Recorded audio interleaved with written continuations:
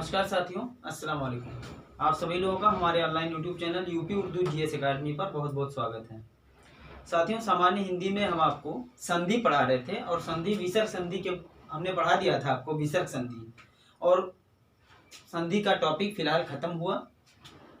हम आज से आपको समास, एक नया टॉपिक है समास। समास आपको हम आज बताएंगे। समास क्या होता है, इसकी जो परिभाषा है छोटी सी समझाने के लिए आपको हम बताएंगे। समास के भेद बताएंगे और हर भेद के अलग अलग उदाहरण के साथ आपको हर भेद को समझाएंगे। आप सभी लोगों से निवेदन है कि जो सामान्य हिंदी का हमारा प्लेलिस्ट बना हुआ है, वहां से आप जो भी टॉपिक हमने पिछले क्लासों में सामान्य हिंदी के पढ़ाए हैं वो आप वहां से देख लें।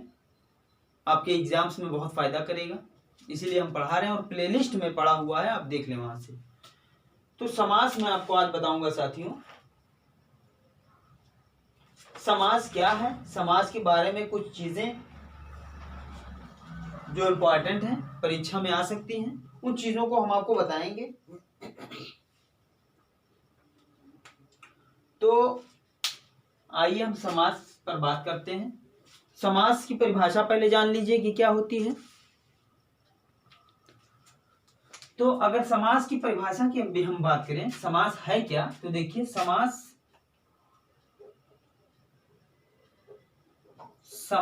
का अर्थ होता है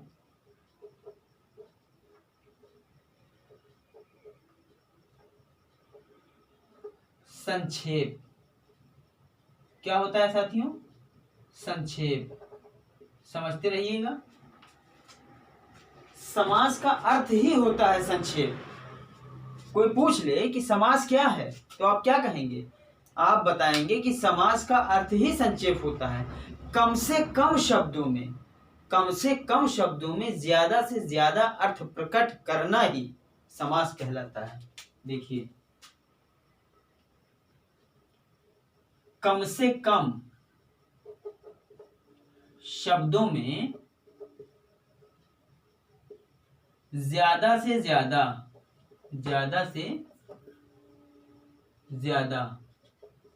अर्थ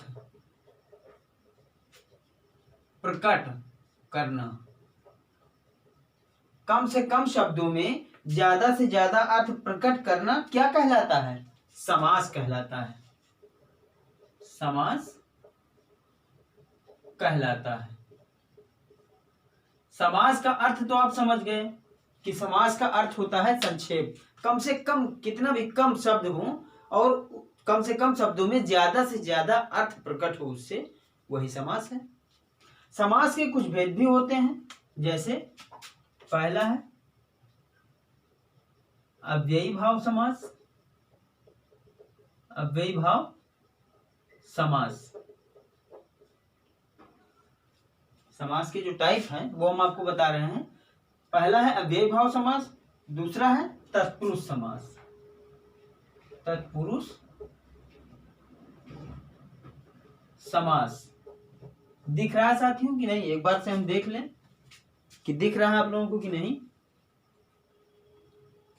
हाँ, तो पहला है अव्ययी भाव समास और दूसरा है तत्पुरुष समास। ये जो तत्पुरुष समास होता है ना, ये 6 कारकों में होता है। हम बताएंगे आपको 6 कारकों में होता है। हम आपको समझाएंगे, एक एक खंड का विस्तार पूर्वक अध्ययन आपको हम कराएंगे, ये वादा है। तो अव्ययी भाव समास, तत्पुरुष समास और क्या है? बहुब्रीहि समास। बहुब्रीहि समास, बहुब्रीहि समास हो गया। तो आपने क्या देखा कि समास के जो भेद हैं उन भेदों को देख लीजिए पहले। समास का अर्थ तो हमने आपको बता दिया कि समास का अर्थ होता है संक्षेप। कम से कम शब्दों में ज्यादा से ज्यादा अर्थ प्रकट करना समास कहलाता है। अब समास के भेद देख लीजिए कौन कौन से होते हैं। पहला है अव्ययी भाव समास, दूसरा है तत्पुरुष समास, तीसरा है बहुब्रीहि समास और वहीं पर देखें तो चौथा है द्वंद्व समास। चौथा है द्वंद्व समास। तो अब हम ये जानेंगे कि अव्ययी भाव समास क्या है, तत्पुरुष समास क्या है, 6 कारकों में लिखा है तो ये क्या होता है, बहुब्रीहि समास क्या होता है और द्वंद्व समास क्या होता है। तो इन सभी चीजों के बारे में हम एक एक करके समझेंगे। तो सबसे पहले हम आपको अव्ययी भाव समास के बारे में बताएंगे। परिभाषा समास की ये है, मिटाने जा रहे हैं, एक बार फिर से हम पढ़ ले रहे हैं। समास का अर्थ है संक्षेप, कम से कम शब्दों में ज्यादा से ज्यादा अर्थ प्रकट करना समास कहलाता है। तो हम आपको बताने जा रहे हैं अव्ययी भाव समास। समास का ये पहला क्लास है, आने वाले कई क्लासों में हो सकता है समास हम आपको पढ़ाएंगे। जब तक समास खत्म नहीं होता है क्लास पढ़ाते रहेंगे। समास का प्लेलिस्ट में पड़ा रहेगा, ध्यान रहे, आप वहां से देख सकते हैं।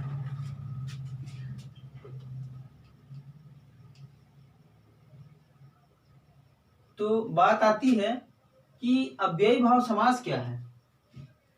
जो अव्ययी भाव समास होता है वो क्या है, तो इस बारे में हम आपको समझाएंगे कि अव्ययी भाव जो समास होता है वो है क्या चीज। दूसरा मार्कर ले लें।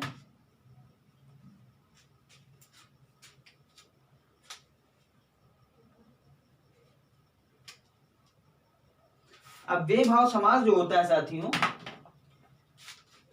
पूर्व पद, जिसमें पूर्व पद प्रधान हो, जिसमें पूर्व पद, इसका एग्जांपल जब हम देंगे तो आप अच्छे से समझ जाएंगे। जिसमें पूर्व पद प्रधान हो। किताबों में आप देखेंगे तो 10 लाइन 15 लाइन में लिखा हुआ है, समझ नहीं पाएंगे आप कि क्या लिखा हुआ है। तो जिसमें पूर्व पद प्रधान हो अव्ययी भाव समास कहलाता है।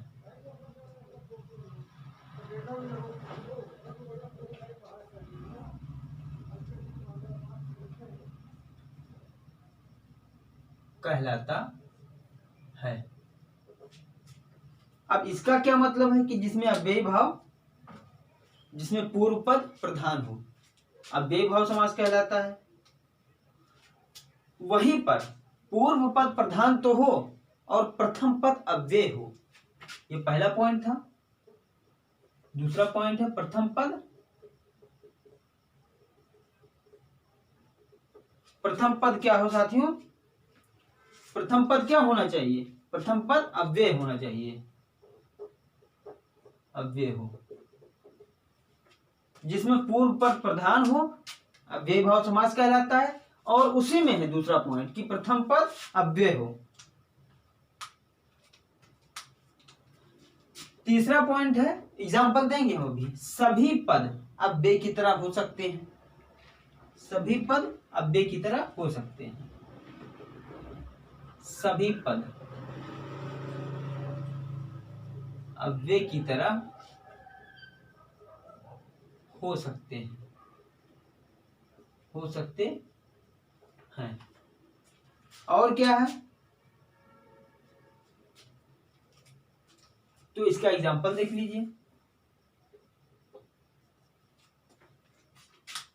अगर हम कहें जिसमें पूर्व पद प्रधान हो अव्ययी भाव समास कहलाता है। दूसरा पॉइंट उसी में है, कंडीशन लगा हुआ है कि प्रथम पद अव्यय हो और सभी पद अव्यय की तरह हो सकते हैं। इसमें एग्जांपल में देखिए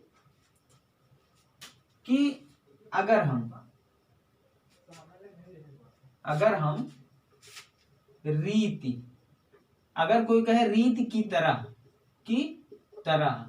हमने भी इसकी परिभाषा में बताया समास के कि संक्षेप, कम से कम शब्दों में ज्यादा से ज्यादा अर्थ प्रकट होना। तो अगर हम ज्यादा से ज्यादा शब्दों की, अगर हम समास यहाँ यूज ना करें तब क्या कहेंगे, रीति की तरह कहेंगे। लेकिन अगर हम यही समास का प्रयोग कर दें तो क्या हो जाएगा, अनुरूप, अनुरूप, ठीक है। तो अनुरूप कह देंगे तो अनुरूप का मतलब ही होता है रीति की तरह। तो अब कम शब्दों में हमने बहुत सारी बातें कह दी, तो अनुरूप हो गया। जिसमें जो अनु है ये पूर्व पद है, पूर्व पद है, ठीक। अनु है जो पूर्व पद है और रूप क्या है, ये रूप ये उत्तर पद है, उत्तर पद है। तो ये एग्जाम्पल था। दूसरा एग्जाम्पल भी हम देंगे आपको। दूसरा एग्जाम्पल देखिए, विपरीत परिस्थिति में अगर हमने विपरीत परिस्थिति का एक एग्जाम्पल ले लिया, तो जैसे लिखा कि विपरीत परिस्थिति। अब विपरीत परिस्थिति के लिए अगर हम यूज करें समास को तो क्या होगा? प्रतिकूल, प्रतिकूल मतलब रीत की तरह के लिए हमने यूज किया अनुरूप, जिसमें अनु हो गया पूर्व पद और रूप हो गया उत्तर पद। अगर हम वही विपरीत परिस्थिति की बात करें तो क्या हो जाएगा? प्रतिकूल, जिसमें प्रति क्या हो जाएगा? ये पूर्व पद है और कूल क्या है? उत्तर पद, उत्तर पद। तो आप समझ गए, जिसमें पूर्व पद प्रधान हो, पूर्व पद प्रधान है। अगर ये पूर्व पद हम हटा दें तो क्या रीत की तरह इसका मतलब निकलेगा? अर्थ इसका क्या निकलेगा? रूप का क्या अर्थ होता है? रूप का अर्थ तो होता ही नहीं है ना कि रीत की तरह। जब तक अनु नहीं लगाएंगे अनुरूप, तभी तो अनुरूप का मतलब होगा रीत की तरह। जब तक प्रति नहीं लगाएंगे, अब कूल का क्या मतलब निकलता है बताइए? अब कूल का मतलब तो निकलेगा नहीं कि विपरीत की तरह, विपरीत की परिस्थिति में, विपरीत परिस्थिति में। तो विपरीत परिस्थिति में इसके लिए प्रतिकूल लिखना चाहिए और लिखना होगा। तो प्रतिकूल अगर हम लिखते हैं तो प्रति हो जाएगा पूर्व पद और कूल हो जाएगा उत्तर पद, जिसमें पूर्व पद प्रधान है, पूर्व पद प्रधान है। वही हो जाएगा क्या? वही हो जाएगा अव्ययी भाव समास। इसमें और एग्जाम्पल हम आपको देंगे, इसमें हम आपको और एग्जाम्पल देंगे। नीचे दिख रहा है साथियों कि नहीं? इसमें हम और एग्जाम्पल आपको देंगे। जैसे हमने कहा जैसा संभव हो। अब इसके लिए हम अगर अव्ययी भाव समास का प्रयोग करते हैं तो जैसा संभव हो के लिए यथा संभव कह देंगे, यथा संभव। अब यथा क्या हो गया? पूर्व पद हो गया और संभव हो गया उत्तर पद। अब हम यथा संभव के लिए, जैसे हम जैसा संभव के लिए अगर हम अव्ययी भाव समास यूज कर रहे हैं तो उसमें यथा संभव लगाना बहुत ही जरूरी है। तो अब यथा अगर नहीं रहेगा तो इसका मतलब निकलेगा ही नहीं कि जैसे संभव हो। अब जब यथा संभव लिखेंगे तभी तो इसका मतलब निकलेगा कि जैसा संभव हो। तो अब यथा हो गया पूर्व पद, यही प्रधान है। यही हटा दें तो इसका अर्थ ही बदल जाएगा। अगर हम प्रति हटा दें तो अर्थ बदल जाएगा, अनु हटा दें तो अर्थ ही बदल जाएगा। प्रथम जो पूर्व पद है, पूर्व पद वो प्रधान होना चाहिए। किसमें? अव्ययी भाव समास में। अच्छा, इसका एग्जाम्पल हम और आपको दे रहे हैं क्योंकि एग्जाम्पल से आपको बेहतर समझ में आता है। इधर हम लिख दे रहे हैं, अभी हम मिटाना नहीं चाहते हैं ताकि आप लोग देखें उसको। एग्जाम्पल में अगर हम और एग्जाम्पल की बात करें तो हम लिख सकते हैं रात ही रात में, रात ही रात में।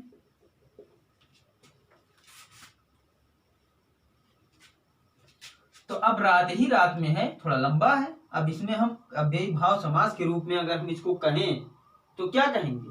इसको हम कहेंगे रातों रात, रातों रात, जिसमें रातों हो गया पूर्व पद और रात हो गया उत्तर पद। अगर हम रातों हटा दें तो अर्थ ही बदल जाएगा इसका, रातों रात होगा ही नहीं उत्तर पद। तो मेरे ख्याल से आप अव्ययी भाव समास अच्छे से समझ गए होंगे। एग्जाम्पल देके हमने समझाया। इस एग्जाम्पल को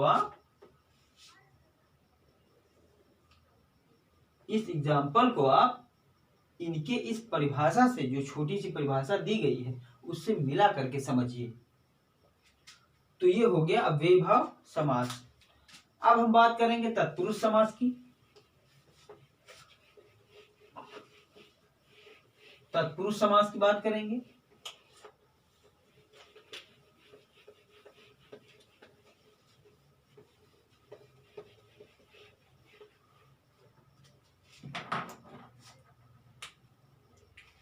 तत्पुरुष समास तत्पुरुष समास। ये क्या है, इसको समझ लीजिए पहले कि जिनमें अंतिम पद प्रधान हो, जिनमें अंतिम पद प्रधान हो, क्या कहलाता है वो? तत्पुरुष समास। तत्पुरुष समास कहलाता है। जिनमें अंतिम पद प्रधान हो तत्पुरुष समास कहलाता है। अब इसके लिए भी एग्जाम्पल देखिए, इसके लिए भी हम आपको एग्जाम्पल देंगे तत्पुरुष समास के लिए, क्योंकि आप एग्जाम्पल देखेंगे तो अच्छे से समझ जाएंगे। तो हमने कहा तत्पुरुष समास क्या है कि जिनमें अंतिम पद प्रधान हो। अच्छा, जब तत्पुरुष समास हम बता रहे थे तो हमने कहा था कि 6 कारक भी इसमें होते हैं। 6 कारक भी होते हैं। कौन कौन से होते हैं देखिए।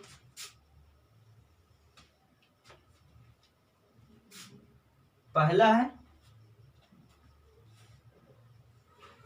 कर्म तत्पुरुष। 6 कारक होते हैं। पहला है 6 में, सारा हम लिखवाएंगे और सब समझाएंगे। कर्म तत्पुरुष। कर्म तत्पुरुष मतलब होता है को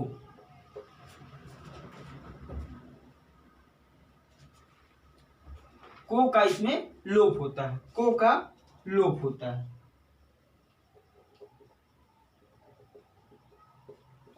ठीक। दूसरा है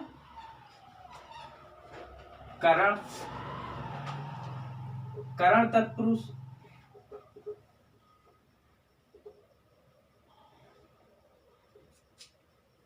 अब करण तत्पुरुष में किसका? से का।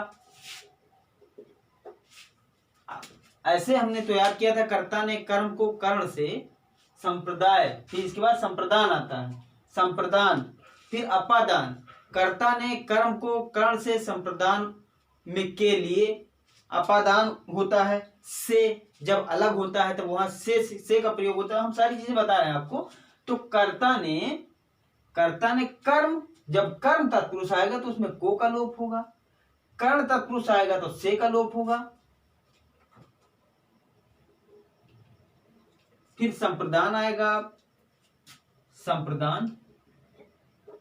संप्रदान, इनमें किसका लोप होता है? संप्रदान में के लिए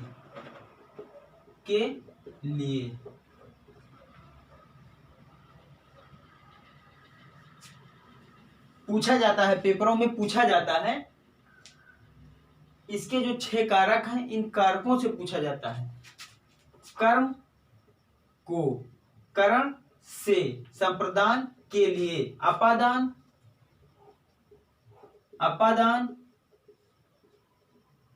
अपादान में क्या होता है? अपादान से। अब ये से यहां भी है तो यहां भी आप कंफ्यूजन हो जाएंगे, लेकिन जब अपादान वाला से होता है तो यहां अलग होने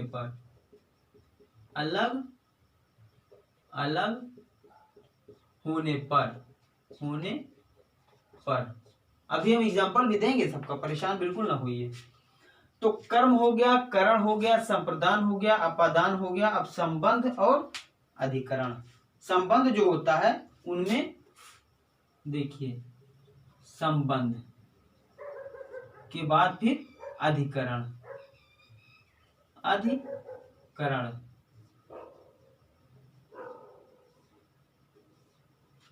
तो जो संबंध होता है उसमें क्या होता है? संबंध में देखिएगा, का की के,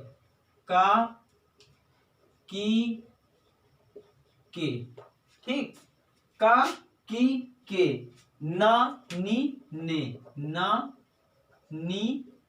ने, ठीक। इन सब का एग्जांपल देंगे साथियों, बस देखते रहिए। अधिकरण में क्या होता है? में या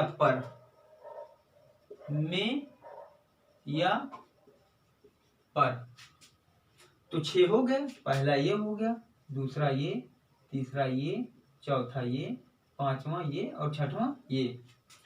कर्म तत्पुरुष, करण तत्पुरुष, संप्रदान तत्पुरुष, अपादान तत्पुरुष, संबंध तत्पुरुष और अधिकरण तत्पुरुष। तो कर्ता ने, अब यहां से देखिए, कर्म को करण से, संप्रदान के लिए, अपादान से, संबंध का की के ना नीने, अधिकरण में या पर। अब इसका जो है एग्जाम्पल आप देख लीजिए। सबसे पहले आपको हम एग्जाम्पल बताएंगे कर्म तत्पुरुष का। कर्म तत्पुरुष, इसका एग्जाम्पल देखिए। अभी आप तत्पुरुष समास में पढ़ रहे हैं। तत्पुरुष समास के जो 6 कारक हैं, उन 6 कारकों के अलग अलग एग्जाम्पल हम देंगे आपको। अभी कर्म तत्पुरुष का एग्जाम्पल आप देखिए। कर्म तत्पुरुष का एग्जाम्पल में जैसे हमने लिखा यश की प्राप्ति। अब इसको हम अगर तत्पुरुष समास में लिखें, यानी कि समास का मतलब आपने पढ़ा है कि समास का मतलब होता है छोटा। समास का मतलब छोटा, कम से कम शब्दों में ज्यादा से ज्यादा अर्थ प्रकट होना। तो अब ये लिखा यश की प्राप्ति, तो इसका मतलब हुआ कि हम अगर इसको समास में अगर लिखना चाहें तो क्या लिख सकते हैं? लिख सकते हैं यश प्राप्ति। यश प्राप्ति, यश प्राप्ति। ठीक, ये कर्म तत्पुरुष का है। हमने कहा कि को का लोप होता है, तो यश की प्राप्ति। अब वहीं पर हम बात करें स्वर्ग को प्राप्ति। सॉरी, यहाँ को, क्योंकि जो कर्म तत्पुरुष होता है उसमें को का होता है लोप, तो यश को प्राप्ति। यश को प्राप्ति, तो यश प्राप्ति। फिर हमने लिखा स्वर्ग को प्राप्ति।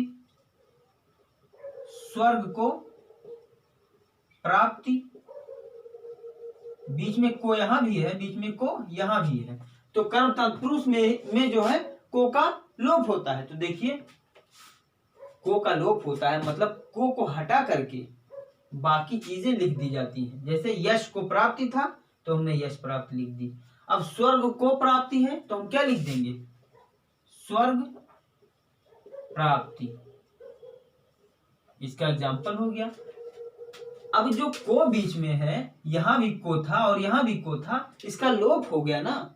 तो अब जब लोप हो जाए, जैसे एग्जाम में कैसे प्रश्न देते हैं, देखिए एग्जाम में प्रश्न देंगे आपको कि स्वर्ग को प्राप्ति जैसे है तो इसको लिखेंगे स्वर्ग प्राप्ति में कौन सा समास है। स्वर्ग प्राप्ति में कौन सा समास है? तो आपके 4 ऑप्शन दिए रहेंगे, तत्पुरुष समास, अव्ययीभाव समास और जो है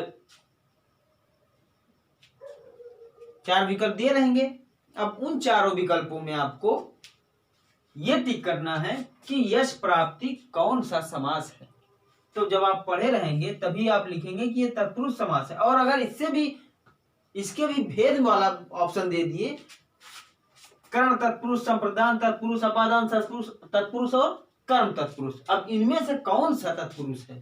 तो आप जब पढ़े रहेंगे कि कर्म मतलब होता है को का लोप, और यहाँ यश प्राप्ति में या स्वर्ग प्राप्ति में को का लोप हो गया, क्योंकि यश को प्राप्ति या स्वर्ग को प्राप्ति। तो यहाँ पर जब को का लोप हो गया है तो कर्म तत्पुरुष हुआ। क्यों? क्योंकि कर्म तत्पुरुष में नियम है कि को का लोप हो जाता है। तो यश को प्राप्ति, स्वर्ग को प्राप्ति। इसका और उदाहरण है जन को प्रिय। जन को प्रिय, यहां देखिए जन को प्रिय। अब यहां अगर हम को का लोप कर दें तो क्या हो जाएगा? जनप्रिय हो जाएगा। क्या हो जाएगा? जनप्रिय। तो ये भी एक एग्जाम्पल हो गया कर्म तत्पुरुष का। एक एग्जाम्पल और अगर हम लिख लें कि वन को गमन। वन को गमन। अब यहां भी को का लोप अगर हम करेंगे तो क्या हो जाएगा? वन गमन। ठीक, तो ये हो गया आपका कर्म तत्पुरुष। ठीक है साथियों, अब हम आपको बताएंगे करण तत्पुरुष। तो सीधा सीधा लिखा हुआ करण तत्पुरुष में से का लोप होता है, करण तत्पुरुष में से का लोप होता है। तो एग्जाम्पल में हम आपको करण तत्पुरुष का एग्जाम्पल देंगे। देखिए करण तत्पुरुष का एग्जाम्पल, इसलिए हम तीर लगा देते हैं कि आप लोग समझ जाएं। अब करण तत्पुरुष में से का लोप होगा, तो इसका एग्जाम्पल जब देखेंगे तो आपको समझ में बिल्कुल आ जाएगा। जैसे लिखा है मन से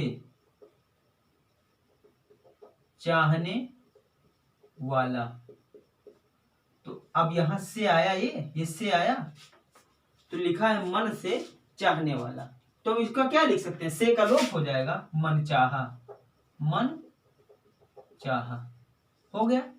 एक तो ये समास में भी बन गया, ऊपर से कौन से समास में बन गया, करण तत्पुरुष में हो गया, करण तत्पुरुष समास में हो गया।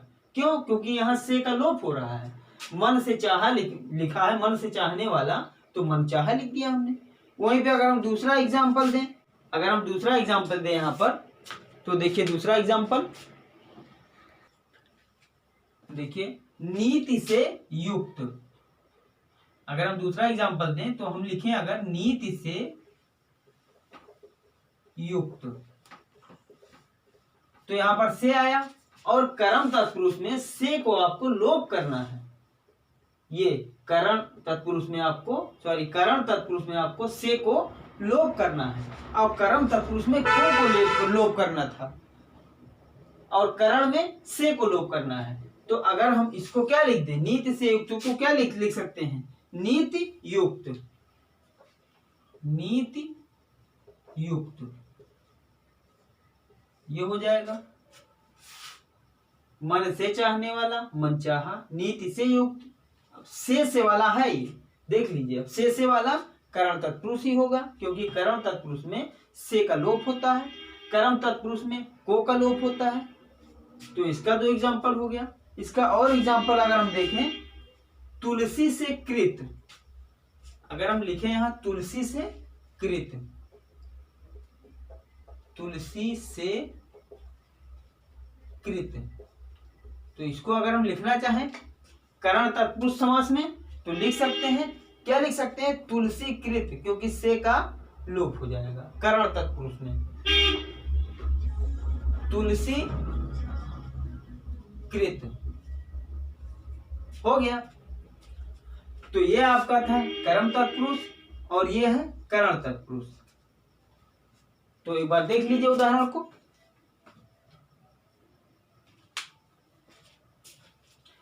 अब हम आपको अगला जो कारक है तत्पुरुष समास का, अगला जो कारक है संप्रदान तत्पुरुष, संप्रदान तत्पुरुष। अब इसके बारे में एग्जांपल देंगे आपको। देखिए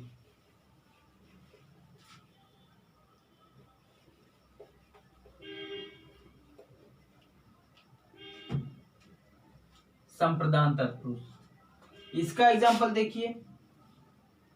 इसमें क्या हो जाता है, के लिए अगर है तो के लिए का लोप होता है, के लिए का लोप। देखिए एग्जांपल में कैसे, जैसे हमने कहा रसोई के लिए घर, रसोई के लिए घर, इसमें के लिए आया, ये देखिए के लिए आया कि नहीं आया, आया ना। तो इसी के लिए का लोप होता है संप्रदान तत्पुरुष में। तो अब हम इसको क्या लिख सकते हैं, रसोई घर, यही तो लिख सकते हैं, रसोई घर। ठीक है, एक एग्जांपल और देख लीजिए इसका, इसका एक एग्जांपल और देख लीजिए। देश के लिए, देश के लिए भक्ति, अगर हम एग्जांपल दूसरा दें, लिखेंगे देश के लिए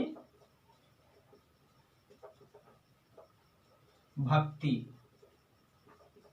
तो इस वाक्य में भी आपको के लिए लिखा मिलेगा। तो इसी के लिए का लोप कर देना है, यानी क्या लिख देंगे, देश भक्ति। तो हो गया ये संप्रदान। तो अभी तक आपने सीखा कर्म तत्पुरुष, करण तत्पुरुष और संप्रदान तत्पुरुष। समास की जो परिभाषा है, उसके अलावा समास के जो भेद हैं, अव्ययी भाव समास, अव्ययी भाव समास आपने देखा, अव्ययी भाव समास का एग्जाम्पल आपने देखा। उसके बाद आए हम तत्पुरुष समास पे। अब तत्पुरुष समास का छोटा सा हम अर्थ देखें। उसके बाद तत्पुरुष समास किसको कहते हैं वो चीज हम जान गए। अब तत्पुरुष समास के जो 6 कारक हैं, उन 6 कारकों को हमने लिख दिया आपके सामने, और किस कारक में किस चीज का लोप होता है वो चीज हमने बता दिया। उसके बाद कर्म तत्पुरुष, करण तत्पुरुष और संप्रदान तत्पुरुष, यानी 3 कारक हम आपको एग्जाम्पल के साथ समझा चुके हैं। बाकी बचा 3 कारक, यानी कि अपादान, संबंध और अधिकरण। तो ये तीनों साथियों हम अगले क्लास में बताएंगे। ये जो आपका समास का पहला क्लास था, समास का ये पहला क्लास था, आप हमारे चैनल के प्लेलिस्ट में जा करके ये रहेगा, हमेशा पड़ा रहेगा वीडियो, वहां से आप देख सकते हैं। तो ये पहला क्लास है। तो समास का अगला क्लास फिर अगले दिन चलेगा। तो पहला क्लास मैं यहीं पे समाप्त करता हूँ। बहुत बहुत धन्यवाद, बहुत बहुत शुक्रिया।